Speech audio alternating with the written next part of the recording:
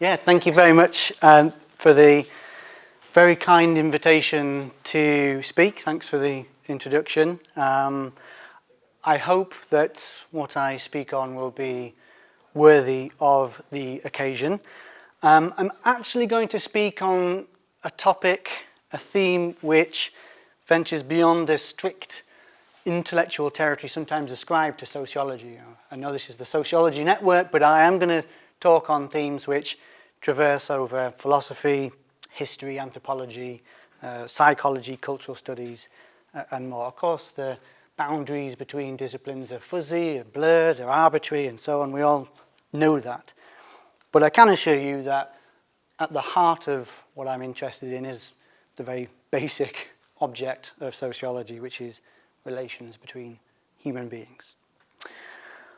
I want to stress that what I'm going to talk about today might seem quite far removed from the practical business of sociological research, social scientific research, but it is born out of a long program of empirical research, empirical investigation using lots of different methods, qualitative and quantitative. And it's pursued primarily to progress a research program by opening up new themes, new questions for research, for empirical exploration.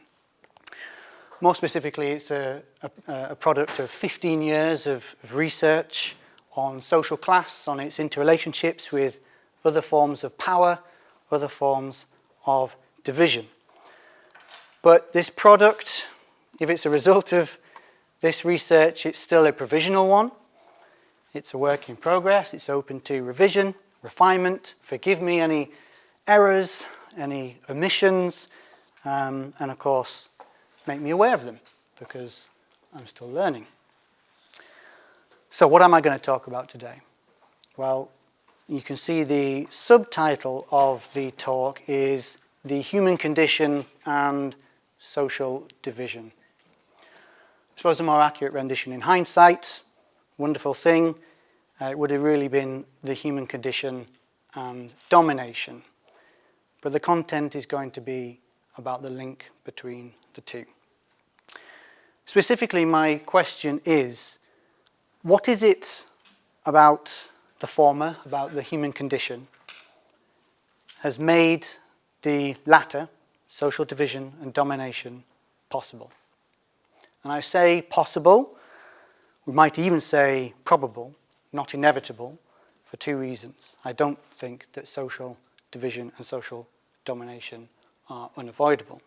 The first reason is because human beings have the remarkable capacity to imagine the world and themselves differently from what is presently the case, and to change things in line with that.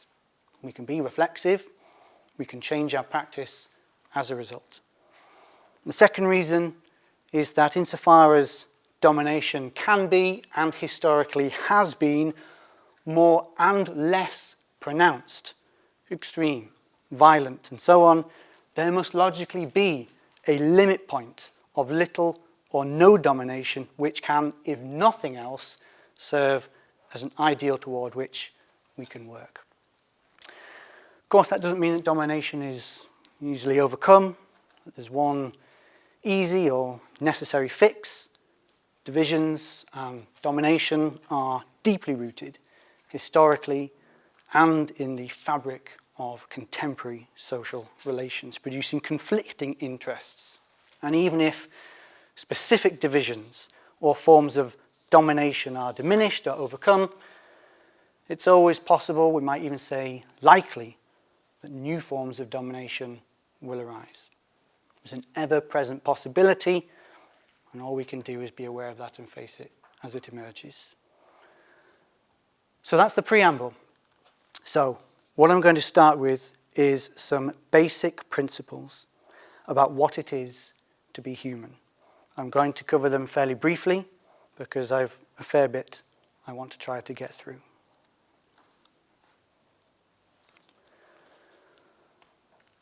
First, human beings have evolved the capacity to manipulate symbols and signs to a unique extent.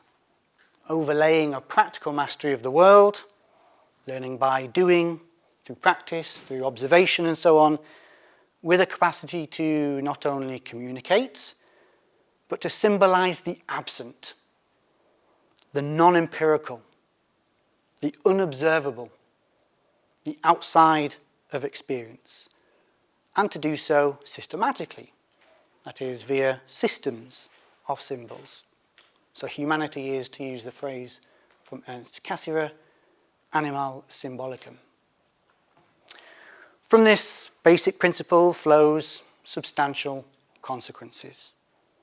Being able to symbolize the non-present makes us uniquely aware of our finitude and our contingency, and uniquely makes us in need of a sense of purpose and justification for existing.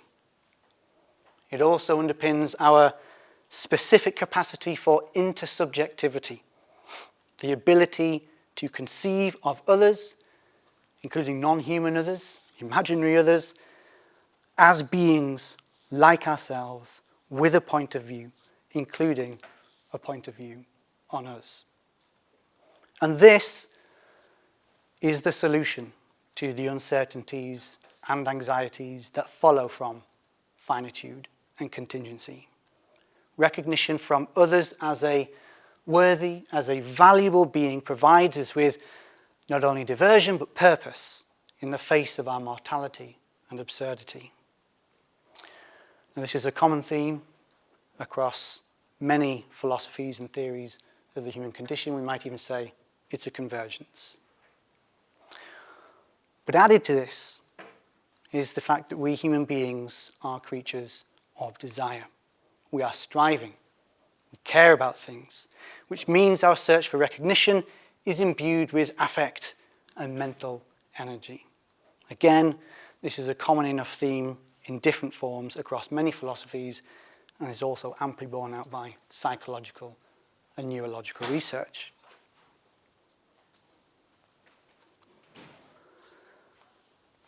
Those principles are the conditions of possibility for division and domination. How specifically? Via misrecognition. Now that term has varied meanings in philosophy, but what I am specifically referring to is that as a corollary of the search for recognition, properties and possessions that are not inherently better than any others have, through specific labours, come to symbolize worth and value. They are seen as something other than they are. They are seen as intrinsically or unquestionably worthy or legitimate, and so are their possessors. They are perceived as worthy of recognition, as authoritative, to be listened to be emulated, and so on, as against those possessing the properties to a lesser extent, if at all.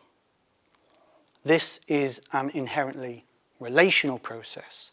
These properties, these possessions, are only defined as valuable as against others, as against other properties, as against other people. If I, or this, is worthy of recognition, it is because I and this are not that. We divide, we categorize each other, put ourselves into mental boxes, linguistic boxes, on that basis.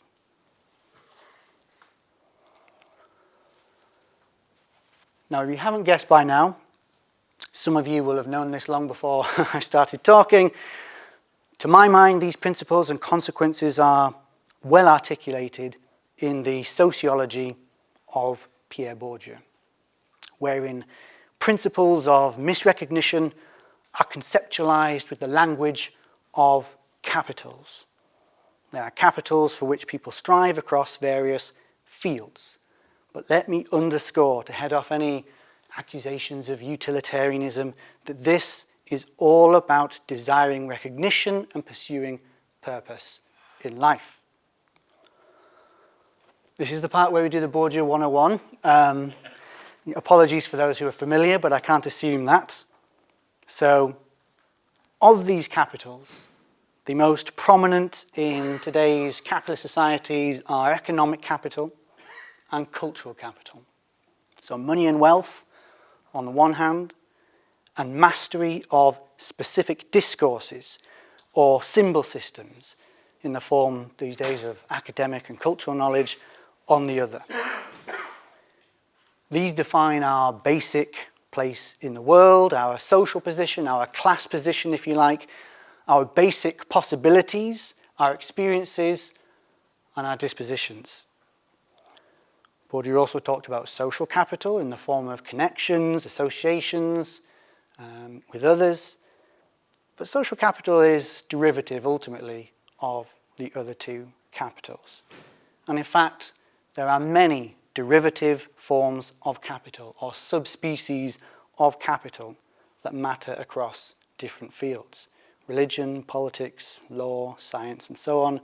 Struggles for them have greater or lesser degrees of autonomy from the struggles over and between economic and cultural capital.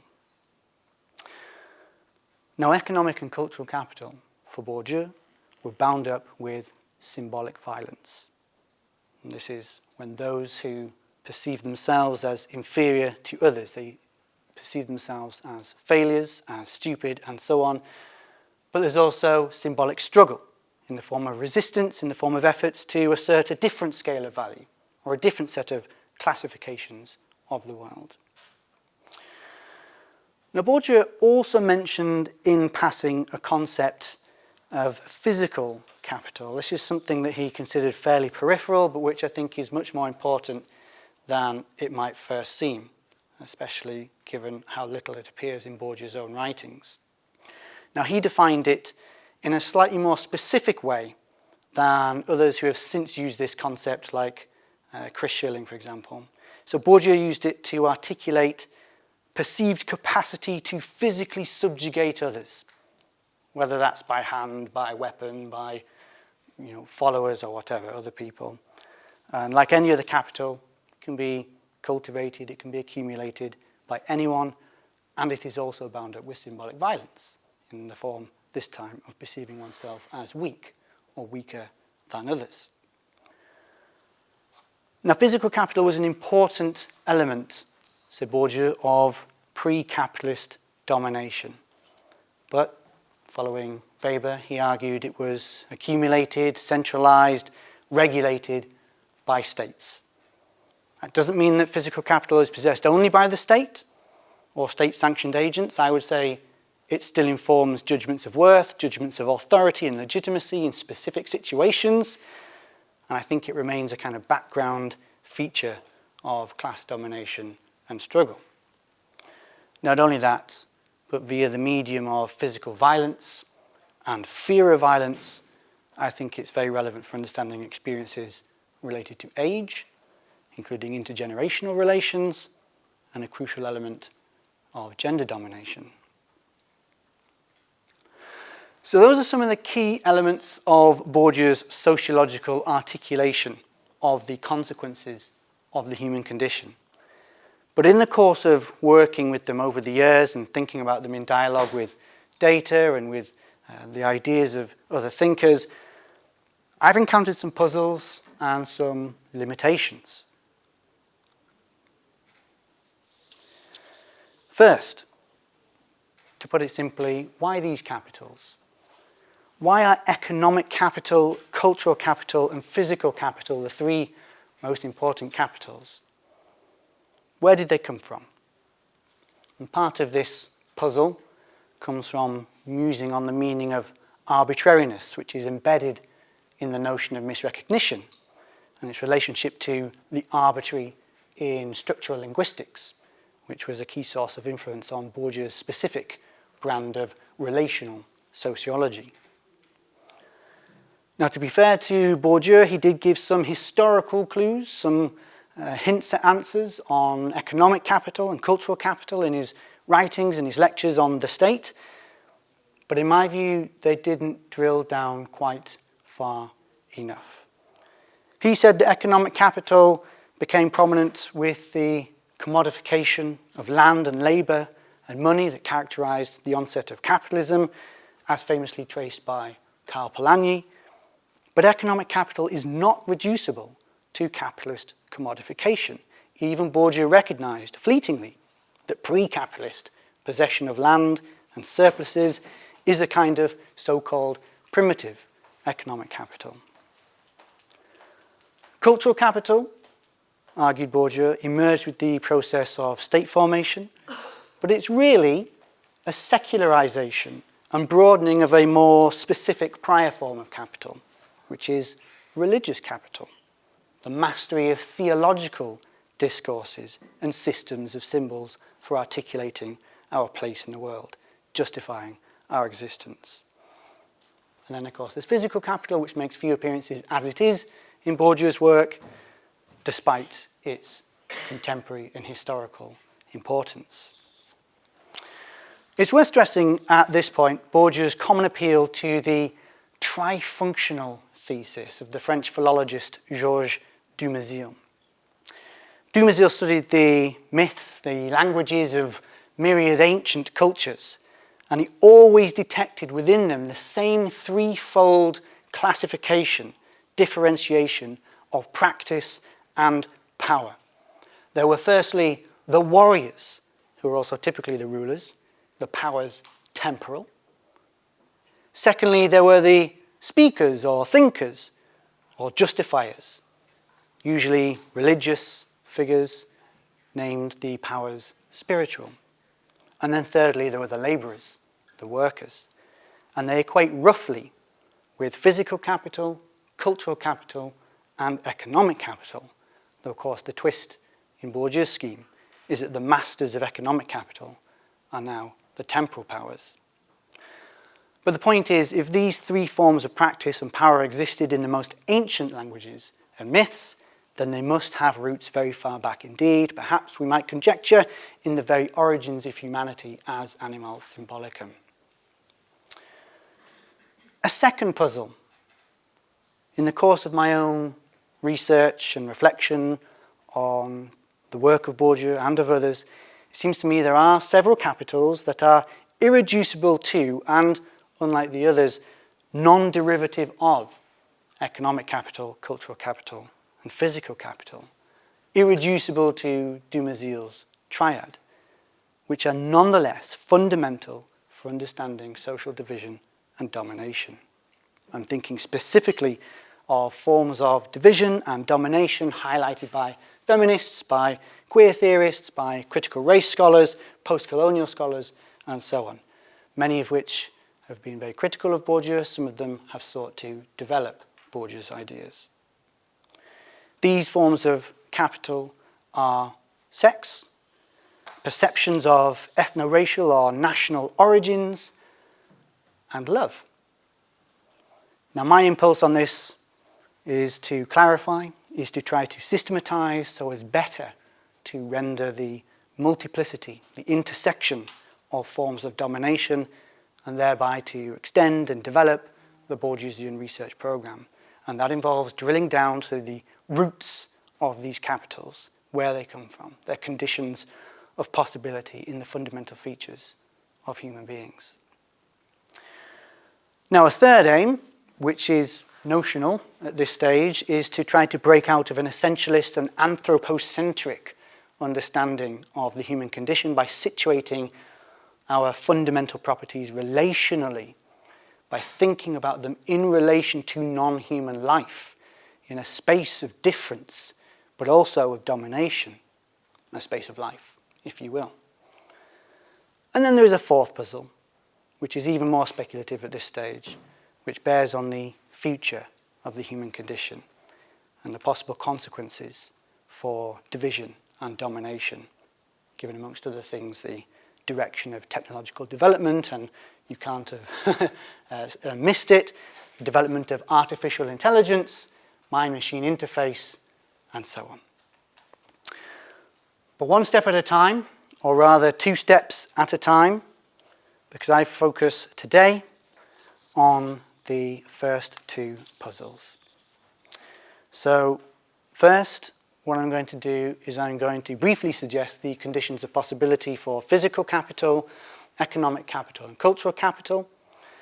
in fundamental features of humanity.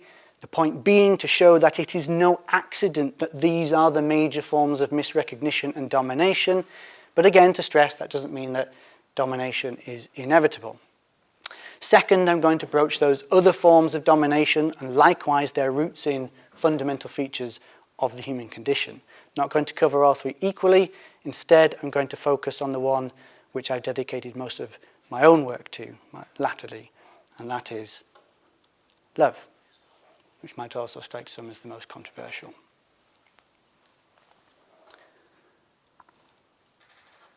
So, physical capital, evidently rooted in the basic fact that we are bodily beings, corporal beings. We die, we feel pain, we typically want to avoid those things, but we are also capable, physiologically, of inflicting pain and death on others. Now, of course, anyone can injure and kill anyone else, but certain physical properties, skills, possessions, have come to be associated in perception with greater likelihoods or capacities for physical violence, whether or not violence is actually perpetrated. And these properties and skills and possessions can be, as I said, cultivated, accumulated, and monopolized. Economic capital is also rooted in our bodily nature, in our corporeality.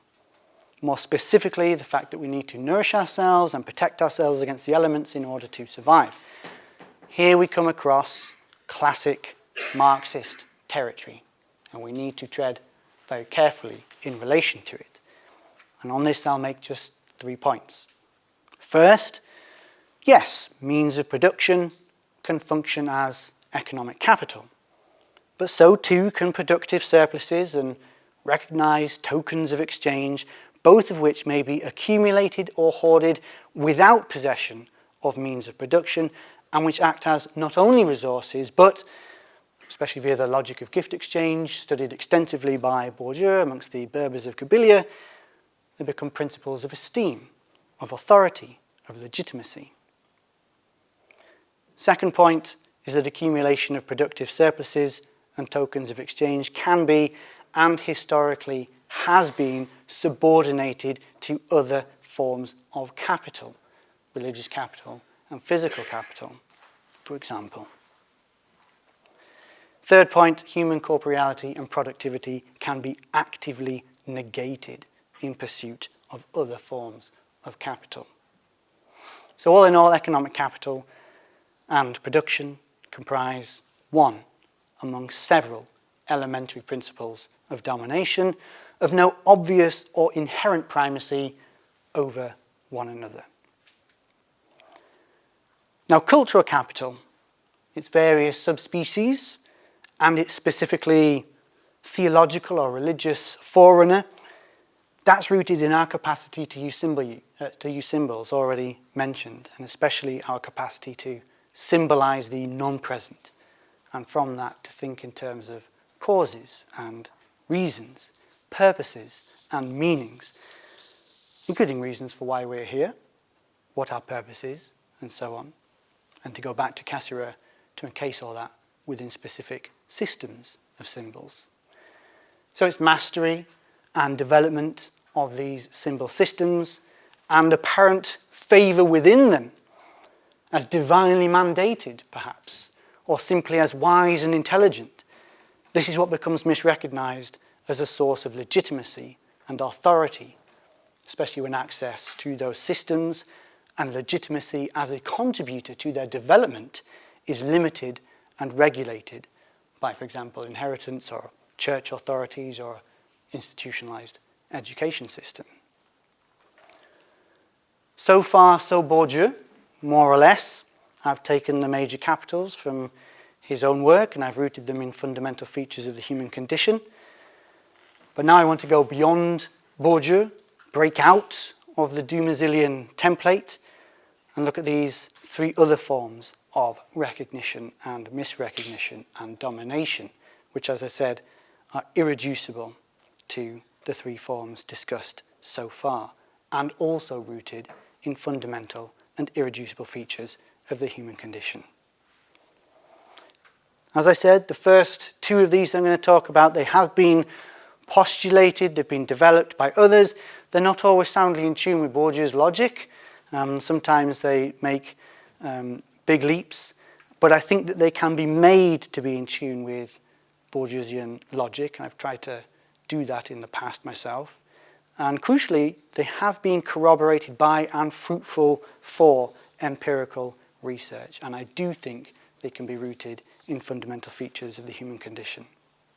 So let me summarize the logic of, first of all, sex as a principle of domination, sexual capital.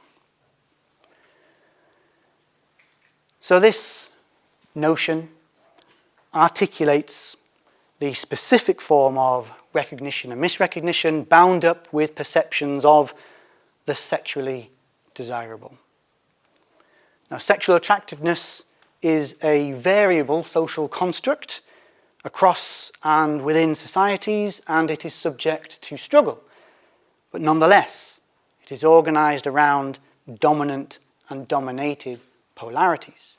There are dominant conceptions of sexual desirability, which are inherently defined against that which is deemed ugly or a turn-off.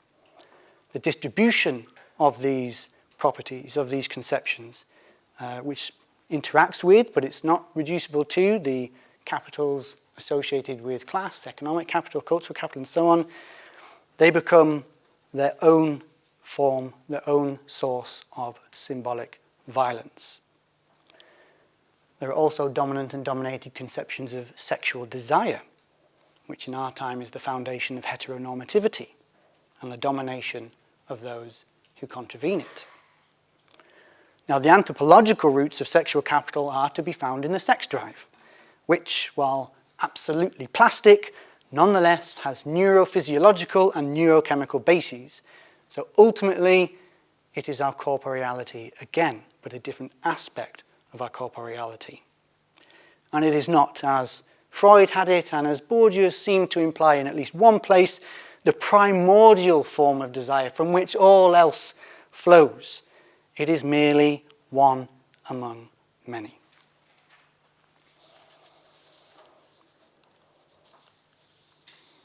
The second form of capital conceived by others as having some autonomy from economic capital and cultural capital is a form of capital that orients around conceptions of ethnicity, race, and or nationality, all of which you might say with Weber are ultimately oriented around perceptions of origins and belonging. Again, the people who have developed these ideas, sometimes they stretch the logic, they're not all saying exactly the same thing, but again, I do think that this is fruitful for research, and I do think that they can be rooted in the fundamental condition of humanity. It's actually probably the most complicated capital to strip back to basics, because today its manifestations implicate colonialism, post-colonial relations, the historical formation of nation-states and the nation-state system, and all of that implicated many forms of capital and related struggles and evaluations, as work by Julian Go and George Steinmetz has shown, for example. But my hypothesis, building on Graeber and Wengrow's analysis in The Dawn of Everything, is that all of these processes have only given specific form to the much older and more basic disposition, born of humanity's relational mind, to divide us and them, we other, insiders, outsiders, familiar, strange, based ultimately on conceptions of here and there, which are at bottom symbolic articulations of the limits and possibilities given by the physical situatedness and movement capacities of the human body. Corporeality again. Physical and cultural markers are then harnessed to that mental division. This is still a work in progress, so I won't dwell on it. Instead, I'm going to spend my remaining time on the form of domination that is absent from, but maybe latent within, Bourdieu's own writings, and this is love. So let me state my arguments at the outset. First, love is a form of recognition and source of desire, irreducible to any of the others, even if in concrete experience it blends with them and entwines with them. And this separability can be grounded anthropologically. Second, love can also become a principle of power, of domination, of misrecognition, again irreducible to any other. And it is the centerpiece of a specific type of field.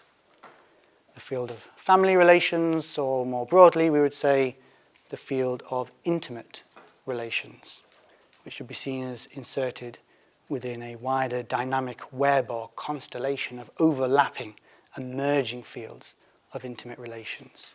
These are always plural. And the third point is that acknowledging this, which Bourdieu did not, has profound consequences for thinking about why we do what we do in any field today. So let me break this down. First, what does it mean to say that love is a form of recognition? Well, to be clear, I'm talking about love between specific persons.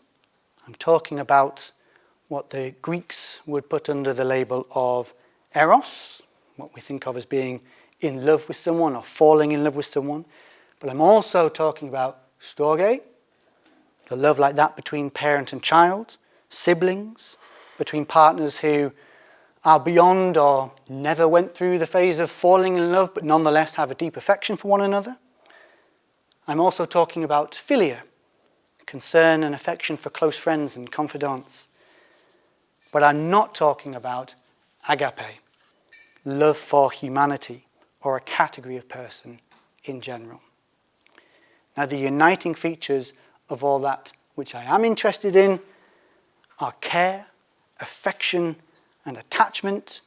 More specifically, as Bourdieu himself wrote in his brief postscript on domination and love in masculine domination, to love someone in this mode is not only to be happy in their happiness and miserable in their misery, but to recognize them as valuable and worthy, perfect even, in their singularity and contingency for all their supposed socially defined faults or imperfections, and to actively suspend or refrain from relations of domination or judgment. In fact, this is what makes love an anthropological constant.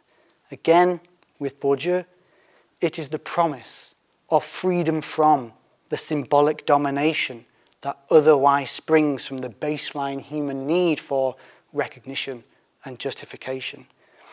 It's also, I might add, the promise of freedom from social categorization, to be valued as a unique and total individual, at least as far as that's known by the giver of love, which presupposes the specificity of mutual knowledge built up over time together.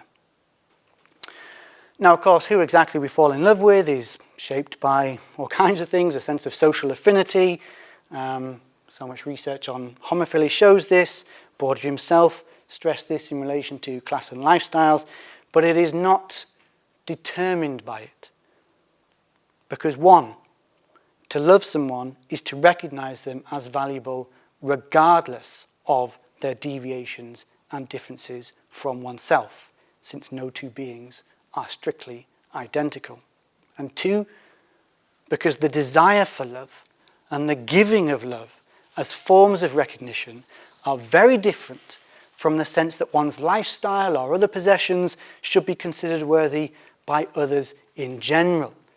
It is this one person's recognition that we desire.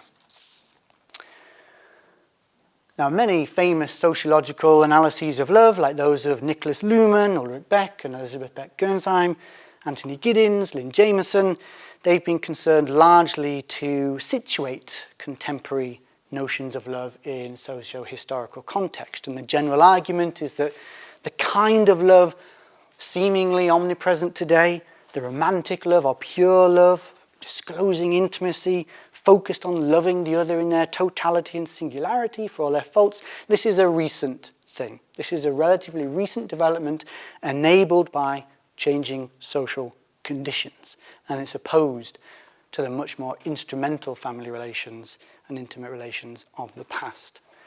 Bourdieu also seemed to make that point.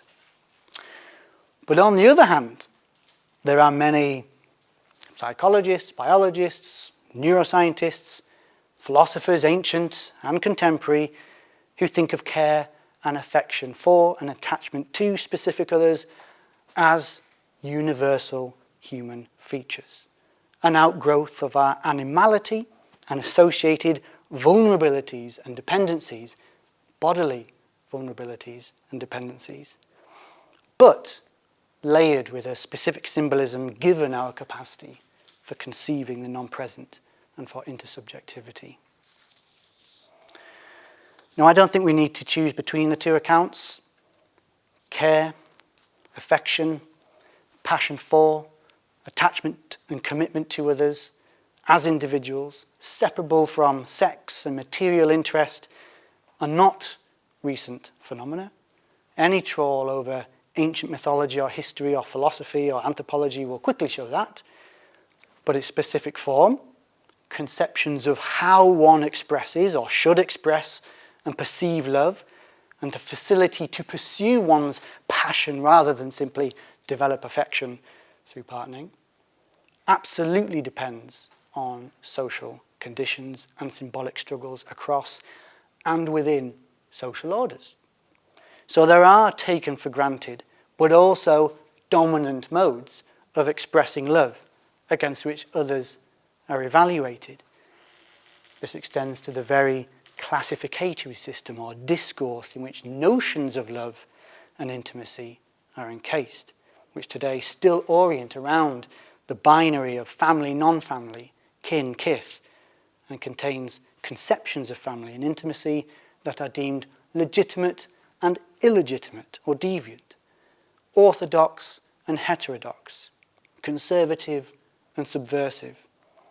Of course, these are structured by heteronormativity as well as class and ethno-racial differences. So far, love is a particular mode of recognition, then, even if its specific form is dependent on social conditions and social struggles.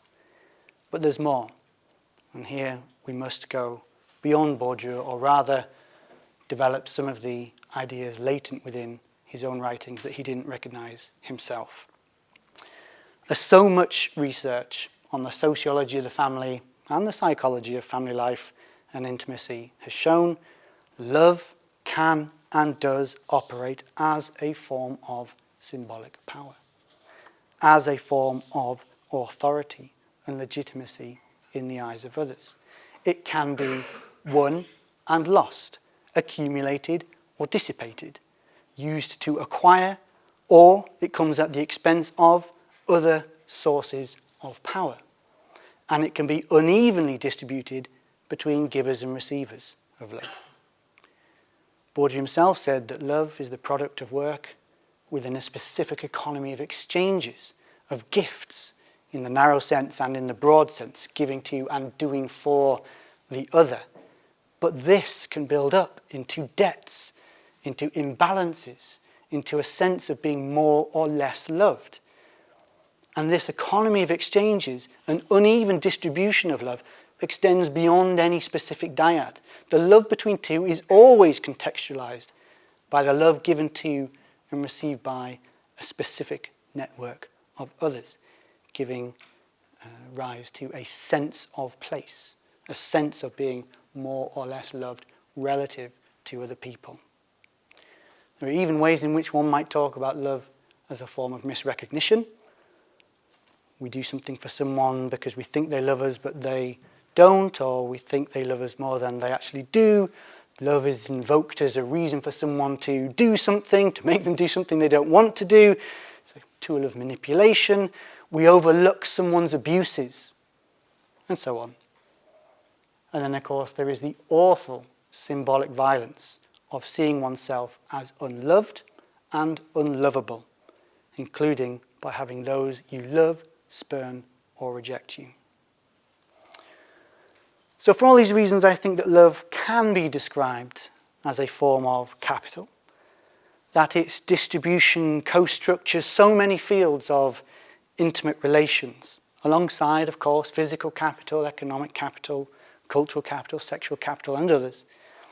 If you like, it's the form of capital specific to fields of intimate relations, which, as I said, should always be understood as overlapping and merging and splitting, as dynamic, ultimately, with fuzzy boundaries and borders that are the subject of struggle between intimates.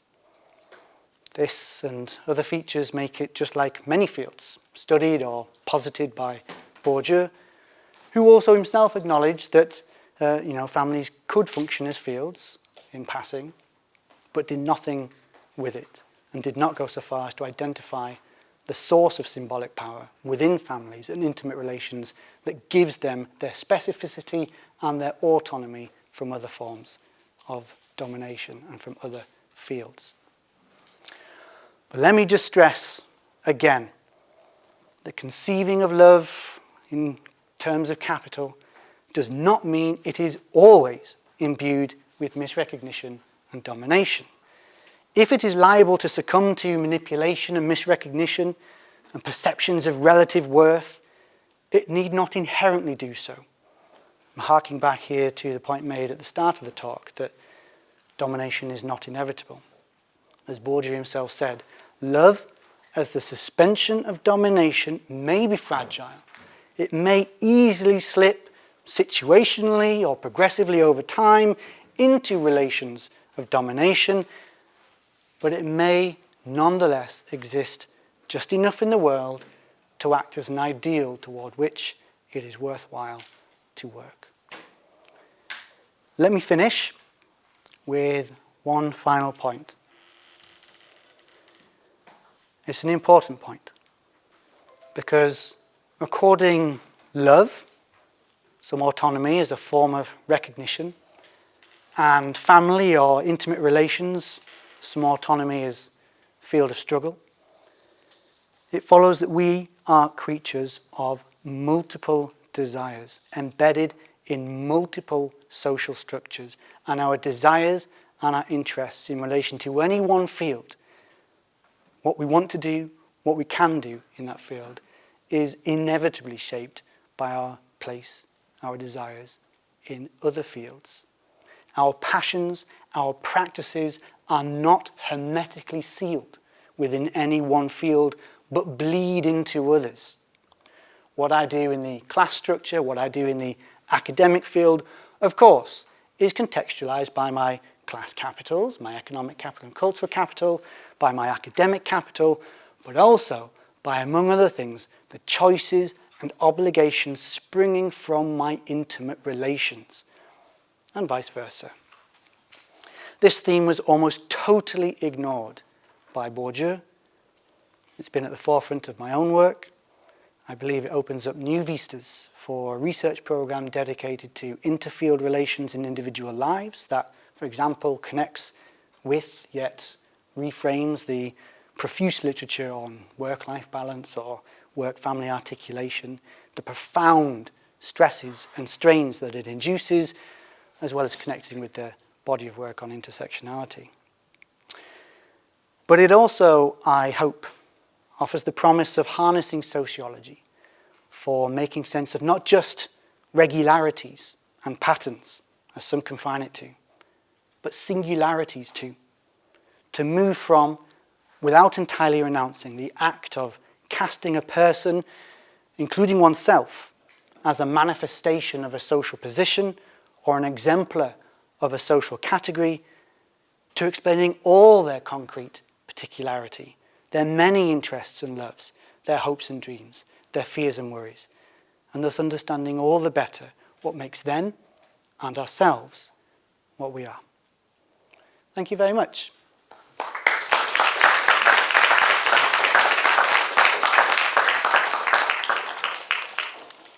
Thank you, Will, for a very contributions. I'm not sure what to do with this. Yeah.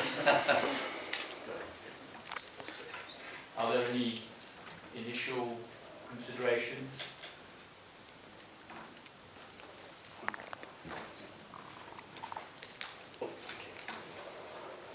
Hi, this is on?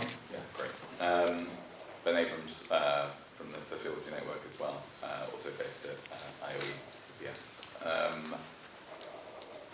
This may be a simple question, but I'm purely interested in that. I think it's kind of worth getting at so we can better understand your ideas. Why a Bourdieusian approach? I mean, the obvious answer would be you like Bourdieu, you know Bourdieu, you're an expert on it. But let's assume that no one knew who Bourdieu was. Why does taking Bourdieu as the kind of filter through which we begin to approach this topic and ultimately come to your work? Why does that help us? Okay. We're taking multiple questions. Do you want to? Is there another question primed? I think if you answer that, and hopefully We have one other. Oh, where? Oh.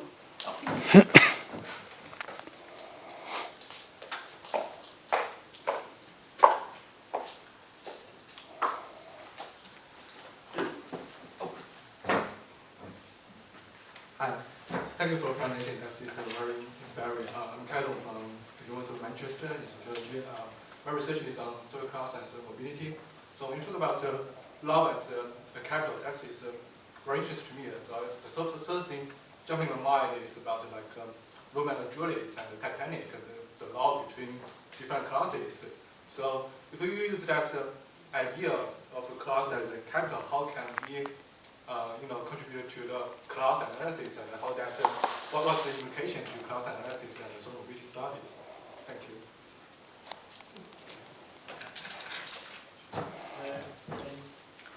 We've got a few related questions Good. online. Lots of interest in love as a capital. So, Kaidon from Manchester University wants to know, how can love as a capital be applied empirically? We've also got Dr. Shweta Sharma from Sheffield Hallam who asks, is love as a form of domination the same across different cultures? And a final one that's related is, how does emotional capital relate to this idea of love as a capital? From Jonathan Heaney at Queen's University Belfast. Okay. Useful. Yeah, yes. Thank you to all our viewers from across the UK, it appears. Yeah, fantastic. Okay, so let me deal with the fundamental question, why Bourdieu at all? I suppose there's always going to be a long answer and a short answer to that question. The long answer will invoke, lots of biographical elements and so on. The short answer will be, it's the one that stacks up best in research. It's the one that's best corroborated, I think, by empirical research. It seems to be the most fruitful from a range of types of sociology, qualitative and quantitative, but also across disciplines. Like I said, touching on notions from neuroscience and so on. So that's the short reason. I didn't start out as a Bourdieusian. As a student, I didn't, first read Bourdieu and think, and that's all I'm going to be, and no one else matters. I was convinced over time by doing research on class. When I first started out doing research, it struck me as incredibly useful for making sense of, the findings that I was coming across, and on top of that, for integrating and surpassing many other theoretical ideas. So, for example, I was quite keen on symbolic interactionism. I liked Anthony Giddens. Didn't know how they all cohered, but Bourdieu gave a frame for bringing all those varied ideas together in a neat conceptual framework, which also happened to be something that was very fruitful and corroborated by research. So that's the reason that Bourdieu is the baseline for me. Which isn't to say it always will be. It may. Bourdieusian sociology in general may fade away over time depending on the state of the field of sociology. I think that the the nature of sociological progress and development and advancement must be a constant confrontation and clash of different perspectives, an integration, a synthesis, if you like. And it may be that, you know, certain elements of Bourdieu's ideas in that confrontation, they no longer make as much sense as they once did, or they no longer stack up and make sense in dialogue with the world as manifest through empirical data, and we move on.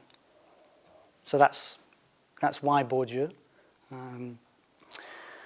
So the other questions were related to love as a capital. How does it relate to class research? This is a very valid question. It's also one that's fairly straightforward to answer because it is exactly what I'm researching at the moment.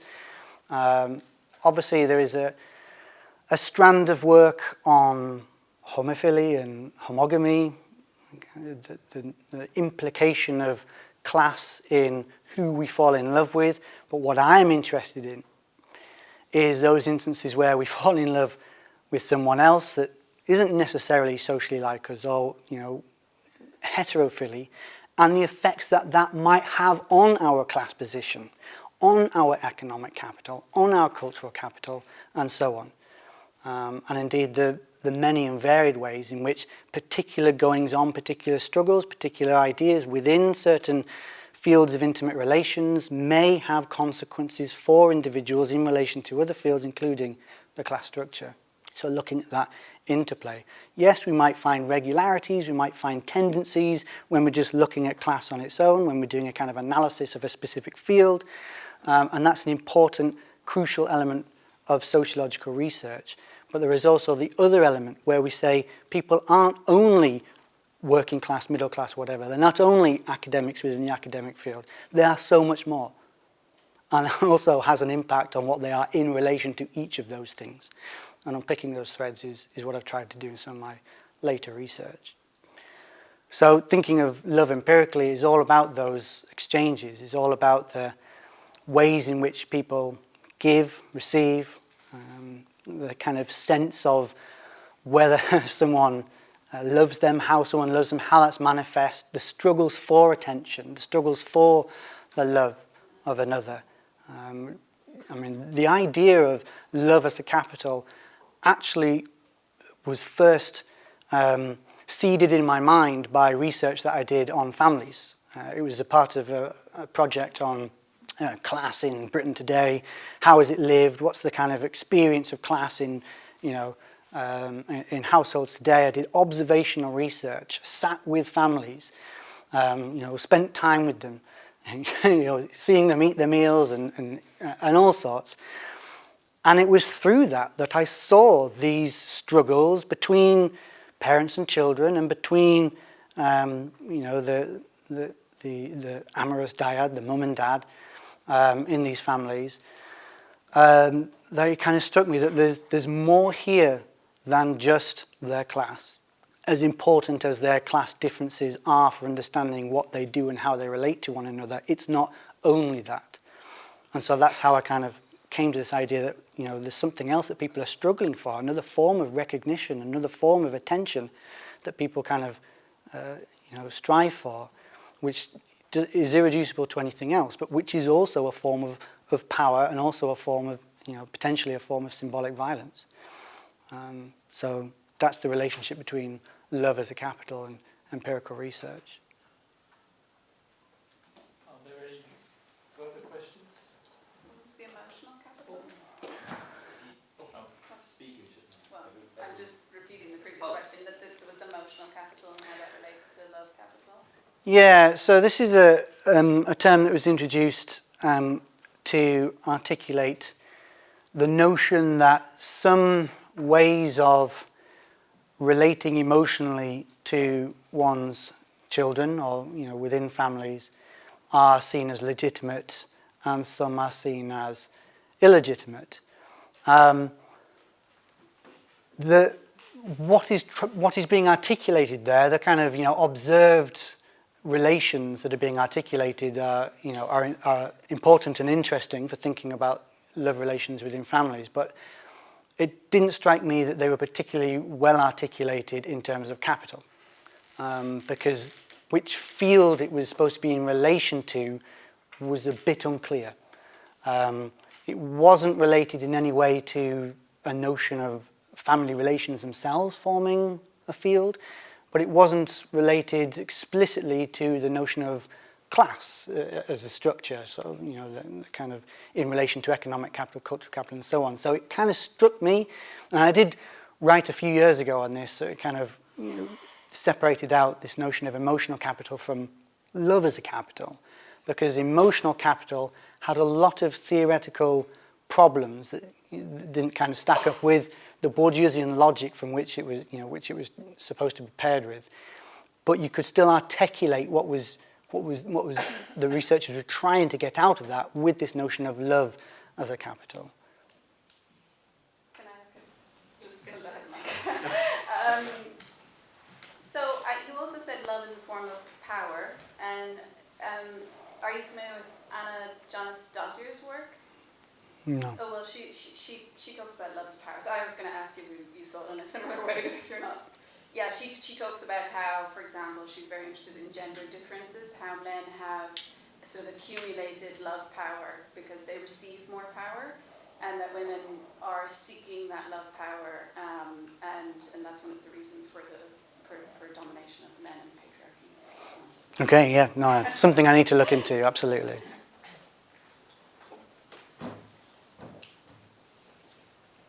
Thanks. This isn't a question from online, it's a question from me, and I'm not sure it's a question as more as a sort of garble of thoughts. But I suppose it comes down to the issue of operability of the concept of love as capital. I mean, I'm just going back to my really, you know, the sort of basic understanding of capital as kind of resource. But generally, when you look at the main forms of capital, economic capital, cultural capital, you can see what they're referring to. But what we're referring to when we're talking about love, and I think, you know, some of the examples you mentioned were, you know, things like talking about that value of love, you don't love me enough, but actually being able to understand that is so much part of an interpersonal dynamic, but also rooted in the psychosocial aspects of, you know, how someone was brought up, whether they've experienced trauma, all of these sorts of things. So I'm just trying to understand, you know, I'm not at all saying, you know, you need to measure this quantitatively or anything like that, but I'm just, you know, I'm trying to get this as a tangible thing that you can explore. So I guess I'm interested in that, and I do think, you know, there's definitely something there about, you know, how this is love is something that you're giving and receiving and struggling for and fighting for. But just wanted to know a little bit more about how you see that being operable as a form of, you know, investigation. And then my second thought is about the convertibility of resources, the convertibility of capitals, and how does that work with love? And you can say, for instance, you know, in some ways it's quite easy. Oh, mum and dad love me, so they buy me a car. But you know, there are other cases where actually, you know, love is there, but you know, people haven't got those resources. You know, and so how do you see convertibility of capital here? Yeah. Okay.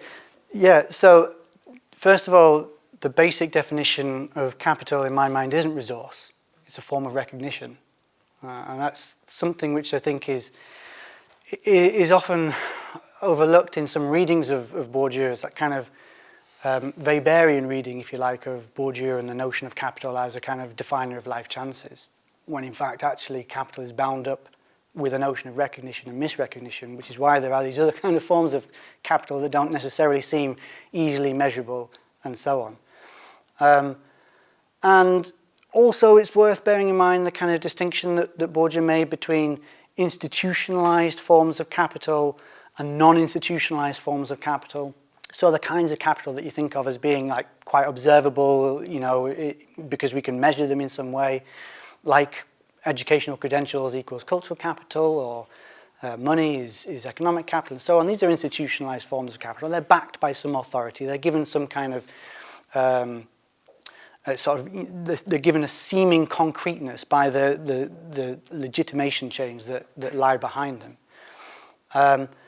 But then there are these non-institutionalized capitals, and the kind of key examples that Bourdieu talked about when he was making this distinction were the kinds of capitals that operate in pre-capitalist societies, you know, the exchange relations that he talked about in relation to the Kabyles of North Africa, these constant struggles for, you know, esteem or authority or prestige or, you know, just value in the eyes of others, and how it was kind of manifest, it was observable in the kind of, you know, most banal of acts of exchange.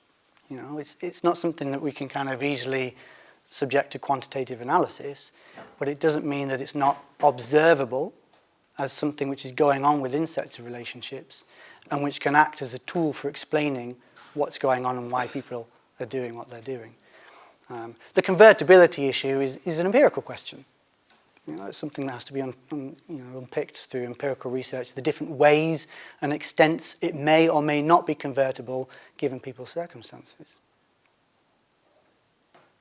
Are there any further questions? Hold on.